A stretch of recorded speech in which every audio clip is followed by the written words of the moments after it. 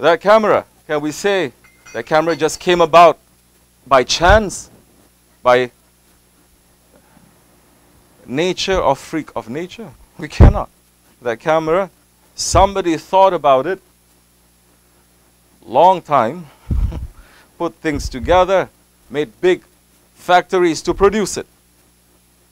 A lot of planning, a lot of strategy, a lot of intelligence put there. Now, what about the one who is going to make that and this and this and this and everything that we are seeing? We are not using the word creator. Now everyone is using the word creator. I create something, they say. I create a work of art. Yeah, you don't create nothing. To create means you make something from nothing. We're taking something and turning it into something else. We may say we produce. We may say we invent. Don't say creator. Allah subhanahu wa ta'ala is the only creator, but 21st century man, everyone is a creator. That is wrong. So, mankind, our spirit, it is the oldest creation. It is the first and it is the oldest creation. But it is the last to be revealed to the rest of creation. Especially this Ummati Muhammad alayhi salatu wasalam. Because the Holy Prophet alayhi salatu wasalam is Sayyidul Awwalil wal Akhirin, the first and the last. He was the first to be created, but he was the last prophet to be sent. What about his ummat now? Understand our value. Our ummat, this ummat of the Prophet. So does it fit now, the ummat of the Sayyidul Awwalil wal Akhirin, that we were together with him from the beginning? That we have been blessed, that no other prophets, even, they are going to get that same blessings because of the sake of the Prophet. That even the other prophets, they are saying, Ya Rabbi, we give up from a prophethood, just make us to be one member of the Ummati Muhammad. What is the Ummati Muhammad? We're not saying Sunnis or Shias or Muslims only. We're saying Jews and Christians. We're saying Buddhists and Hindus, believer and unbeliever. Black, white, doesn't matter. Now, it is everyone. Allah is the most merciful. He's not going to say, I only prefer this group, everyone else, they're garbage. No. Allah created each and every one of us to represent Him. Invitation is given to everyone, but not everyone is receiving that invitation and wanting to go. That is another story. So on the day of promises, when we recognize our Lord, Allah subhanahu wa ta'ala, and we make a promise to Him, that knowledge is already given to us. We're sent into this world just with the intelligence. Forget about prophets or saints that are going to be sent. If Allah did not send prophets to remind us of Him, if Allah did not remind us, did not send us books, if Allah did not send down holy people, just with intelligence alone, man will find faith, will find Allah. That's what Ibrahim Halilullah managed to do, isn't it? The Prophet Abraham, he managed to find. Because, why? Why with intelligence? 3 gifts were given to Adam alayhi salam when he was sent down to this world. Allah subhanahu wa ta'ala sent him 3 gifts. And Allah is saying to the angels, send these 3 gifts. Tell Adam alayhi salam he has to choose one. And the rest, they will have to come back. Which one did Adam alayhi salam choose? What are the 3 gifts that Allah subhanahu wa ta'ala sent? Intelligence, faith, and modesty. Intelligence, faith, a belief in the unseen, and modesty. Modesty, knowing where your limits are, is the opposite of being proud. Which one did Adam alayhi salam decide to take? Intelligence. He chose intelligence. Now the angel then said, the two of you, Haya and Iman, modesty and faith, come back with me. The faith says, no, I cannot. Says, why? Because Allah gave me a command, an order, wherever intelligence is, I must be with him.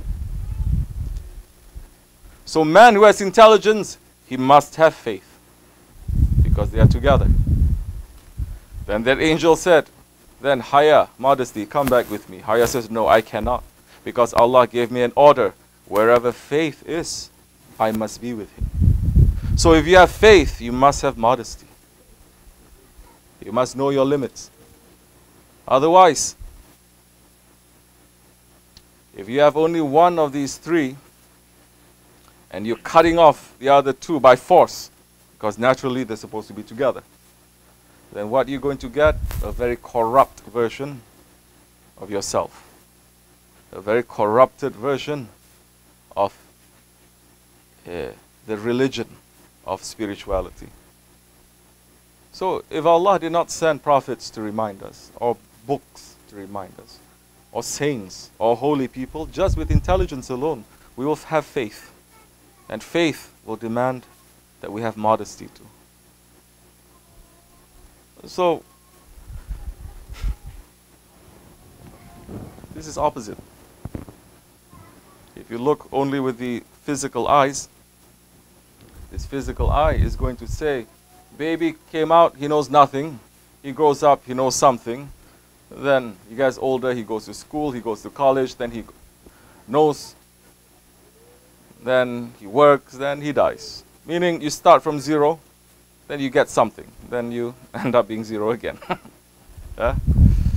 But in spirituality, the baby does not come out with zero. The baby comes out with 100. What do I mean by 100? He comes out and he already has knowledge of his Lord. He has knowledge of his Prophet. That baby now, the child, before he reaches the age of puberty, he is what? Innocent. He is without sin, he is without blemish. He is pure.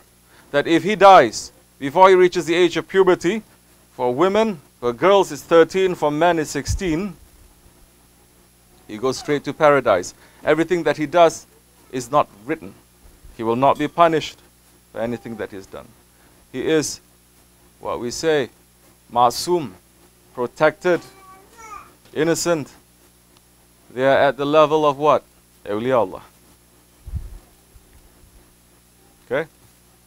But when they get older, they start to lose. You know by yourself how you're born with innocence. Then as you grow, you start to lose your innocence and your trust and your faith. Then as you get older, they start to lose more and more and more. Isn't it? Because that baby now is closer to Allah than we are. That baby now, because of his purity, is surrounded by angels. Not us. Once you reach the age of maturity, that's the time. Now, what is the gift that Allah has also given us, that He has not given to the angels or to the animals? Free will. Free will. Now He says, you become more mature. You have understanding. You have free will.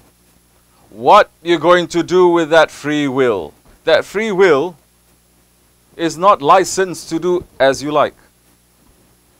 It's a paradox. On the one hand, it's free will. On the other hand, I'm saying you're not free to do it. Why I'm saying you're not free to do it? Because everything you do has a result, has a consequence.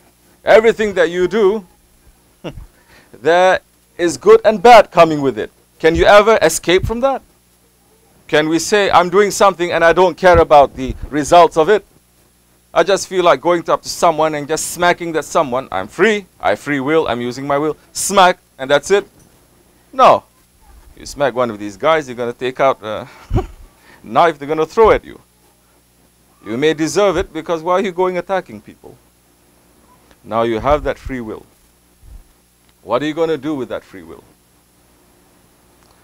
Islam is saying, Tariqat, Sufism is saying, teachings of the Prophet ﷺ is saying, the teachings of our Shaykh, Sahibul Saif is saying, take that free will and give it back to Allah.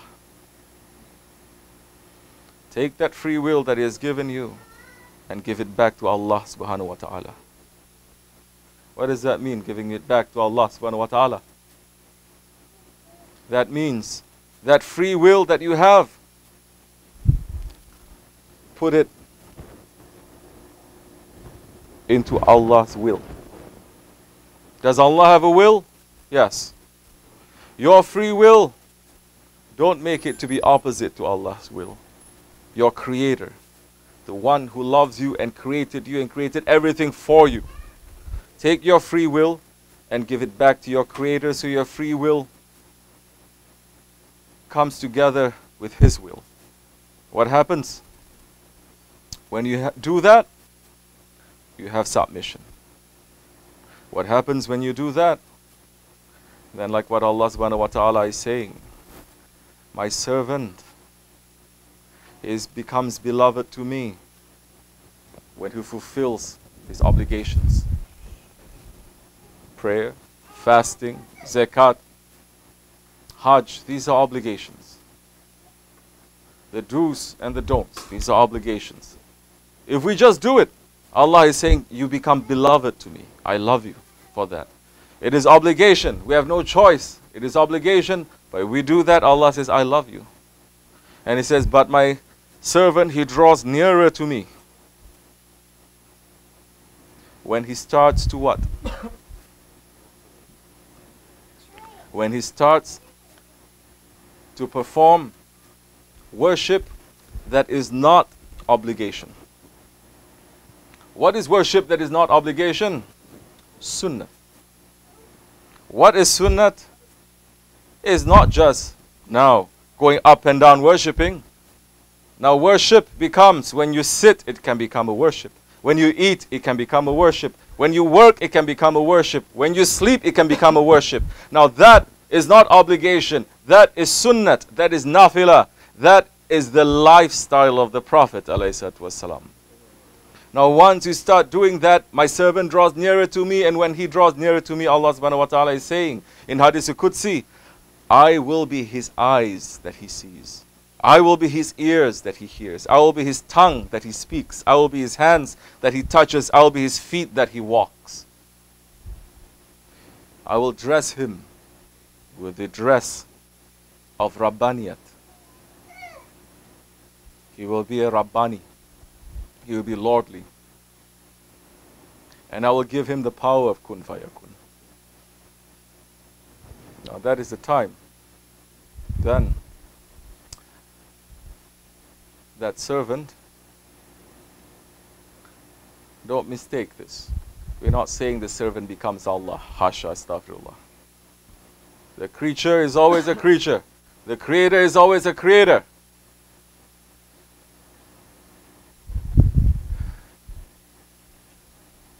We become the will of Allah. That means that time you are representing Allah. So, Insha'Allah Rahman, that is our intention. That is our goal. That is why we're following Shaykhs. That's why we're following the way of the Prophet ﷺ. A very clear way and methodology that has been brought down for 1400 years. It didn't come out yesterday. It didn't come out 100 years ago. And these are the teachings that those whose hearts are thirsty and they want more, you have to have the law. Everyone has to have the law. Those who say, why Islam has so many laws? Why don't we be free? Especially Americans saying. But you see, Americans, they are the most knowledgeable about the law of their country. Isn't it? If they open up a store, they must read everything, all the laws. If not, they know they're going to get punished.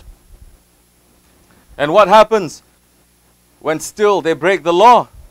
Do they say, no, I'm American, I'm free, don't you know? No.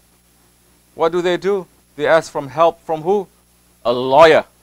Those who know the law even better than them. So they're very particular about law. You think Allah does not have a law? You have to have the Shariat. That every prophet came to bring the law to. Musa alayhi salam brought the Shariat. And the Shariat of Moses, of Musa alayhi salam, continued. Isa alayhi salam, Jesus, did not break those laws. He continued those laws. Which Christian is completing the laws that Jesus said, don't even leave anything, not even one jot, not even one funny word, tittle, you're saying. He did not leave nothing. Who said you can leave? Paul. Did he ever meet Jesus? No. Tamam. For us, criterion is, that's why now we are here. Everyone is here meeting Shaykh Effendi, correct? You all know Shaykh Effendi, you all hear from him. Now, what are you going to do? One day, someone comes and say, I had a dream, I had a vision. Shaykh Effendi came to me, gave me so many secret teachings. And we say, Then he say, what did he tell you? He tell you don't have to pray. You don't have to fast. You don't have to make zikr. You are free. You think we're going to say, oh brother, welcome. Now we sit and we must listen to you. Or we say you must be either crazy or get away from here. That's exactly what happened. But so many, they're not knowing this also. They're not knowing now. During that time also, Isa alayhi salam, he had his half-brother, James. Also, he was supposed to be like the Shaykh of Jerusalem. Okay? And Barnabas, his closest companion. And they continued the way. And it's split to those other ones who say, no, we don't want to carry the law. We just want the spirituality. You have the law. You have the spirituality. These are two wings that you can fly with. And you're going somewhere. If you only have one wing, if you only have the law without spirituality, if you only have spirituality without the law, what do you get when you have an airplane on the runway and only one wing, one engine is working? It's time to spin. Spin, going around and around and around and around. He thinks he's reaching somewhere because he's getting dizzy, but he's not even lifting anywhere. That's how it is. Especially Isa alayhi salam. He brought spirituality to the Bani Israel. But they say, no, we don't want to. Because the law, you can also just do. But if you don't have the spirit to do it, then that thing that you're doing, it becomes empty. You have the spirituality, but you don't have the container. To contain that spirituality, it becomes rotten. It becomes dirty. It needs the protection. So, mankind, we have been created in ahsani taqweem. And faith is in every one of us. There's kids, they are born in original innocence. We don't believe in original sin. Original innocence. Then when the ego starts to kick in, then you start seeing, you know how your kids are. Especially those of you who have kids. They're so innocent, at a certain time you know, oh, suddenly they become stubborn. Suddenly they become angry. Suddenly you see the ego is rising. Before it was not, especially before the age of 7. We believe in original innocence. And the idea for us is to go back to that innocence. It's a circle. It's a halakha. It's going back to that. It's not linear. It's going, and you can go up with that. So, Allah has blessed us with prophets, with saints, with books, with holy people to remind us something that we already know, something that is inside of us. Because now, that's why we say, people who come into Islam, We say you return to Islam. Because we don't say you are born a Jew, a Christian, or a Muslim, or believer or unbeliever. Quran is saying every kid, every baby is born as a Muslim. What is a Muslim?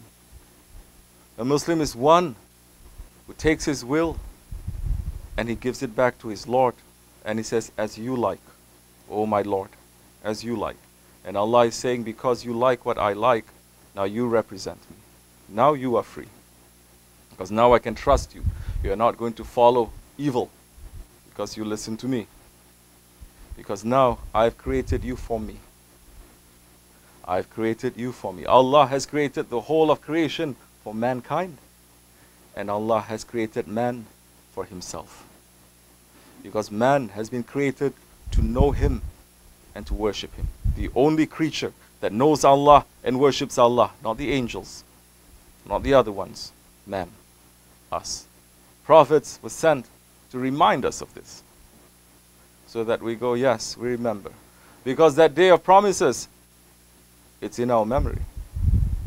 It is encoded into our spiritual genetics. It is there. And this act of remembrance will take us back and back to remember that reality. This is not a reality. This is fake. This is passing. This is lowest of the low. This is not the only world. There are billions of worlds. This is the lowest of the low. Allah created untold creations and galaxies and worlds. For what? For himself? No. Allah is removed from all need. He created that for us.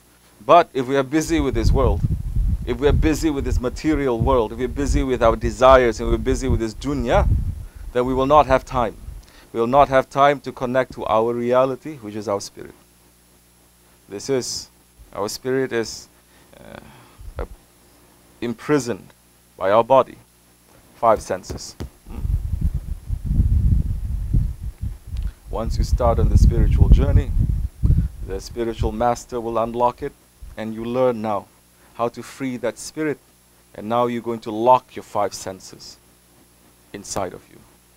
And that is when you are going to rise, and you're going to observe, and you're going to experience not this world, other creations and other worlds that Allah has created that for us. But our purpose is not that too. Our purpose is to be Abdullah, to be a servant of Allah, to serve Allah. Once we start serving Allah, Allah subhanahu wa ta'ala is going to say to us, you're serving me, you represent me. So Insha'Allah Rahman, that is our intention in this night, before we reach to the night of Barat, the night of accounting, where every action and intention that we do is going to be taken up and it's going to be sealed. And the next year's decree, the destiny is going to be written. And it's going to be written. What the pen, what the qalam writes, it cannot be changed. But the pen writes according to our intentions and our actions. So we make intention that the book that we send up is clean. In Tariqat, intention is not all. Now, you have to sweat. You have to pay. You have to sacrifice. You cannot just say, I intend to give my will to Allah. Now comes the real work that you have to do. You have to sacrifice. You have to sacrifice your ego. So that's the time, Insha'Allah Rahman. Then we will remember our Lord and we'll be able to worship. It's important for this night of Barat because so many people are not taking it seriously. I'm looking. Don't take it empty. Understand what it is that you are doing. Understand what it is that you're doing wrong and ask for forgiveness. Understand what is the wrong thing that you're doing to each other and ask forgiveness. At the very least, before you go to sleep, ask Allah to forgive me. And say to Allah subhanahu wa ta'ala, Ya Rabbi, anyone who has done anything wrong to me, I'm asking you for your mercy because I forgive them their rights. Then you ask Allah, Ya Rabbi, I'm asking you to turn their hearts, those ones that I have wronged, for them to forgive me. Because Allah subhanahu wa ta'ala is saying what? Don't come to my presence with these two sins. All the rest of the sins, wrong things that you do, I will forgive them. It is nothing to me. I am the most merciful. I will forgive. But not these two sins. What are these two sins? One is shirk. Partnership to Allah. To say Allah is two or three or everywhere or everything. Or what Tariqat Sufism is teaching, you yourself declaring that you are Allah. And the hidden shirk, a hidden partnership to Allah, this is what Tariqats are concentrating on to take out. That Holy Prophet ﷺ is saying the hidden shirk, it is more difficult to detect than a black ant on a black rock in the darkest part of the night. You have to look and look and look. That's why Tariqat, it is going deeper. Not just the actions that you are doing. Now you ask the intention. Look at the intention of your actions. The other sin, Allah is saying, don't come to my presence with. What is that? The rights of others. Meaning you have wronged other people and you've taken their rights away from them. Unless that one that you have wronged is not forgiving you, Allah is saying, I will not forgive you. Now this puts such tremendous authority and responsibility on the man. These days, everyone gets upset with everything. Little thing, they get upset. Just like the first Jahiliyyah. First Jahiliyyah, age of ignorance, they get upset. It carries on for generations, isn't it? Families against families, tribes against tribes, fighting and killing each other for generations. And they even forget why they fight.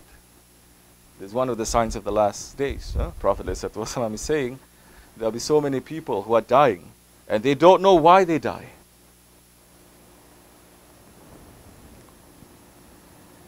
So this night of Bara'at that is coming, if we take it seriously, the coming year is going to be easy and open for us. Otherwise, you're going to find, like the way they say in Turkish, your colors will not meet.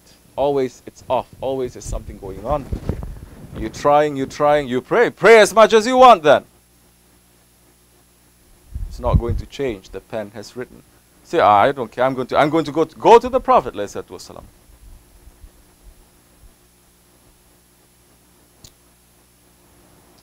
But all those things that you say that you're going to do after, why are you not doing it before? Why you don't go to the Prophet now? Why you don't ask for forgiveness now? There's nothing but the ego that is stopping you.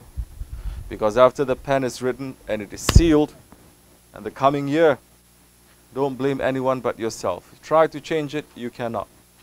Because everything has a time. In Islam, everything has a time.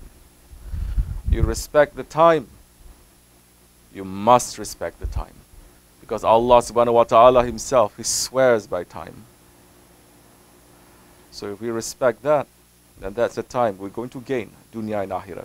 Otherwise, don't expect yourself to think that I'm going to be an exception because my lineage is coming from this way, because I know this one, because no.